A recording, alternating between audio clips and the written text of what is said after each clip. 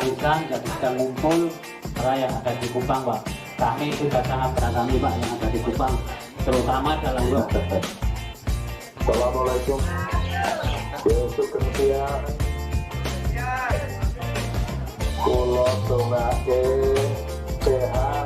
Amin. Terus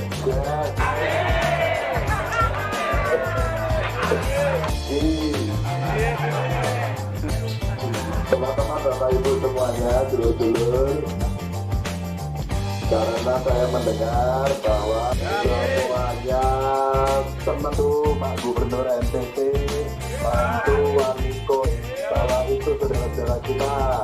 Kalau kita tahu bumi dipijak, di situ langit, ya.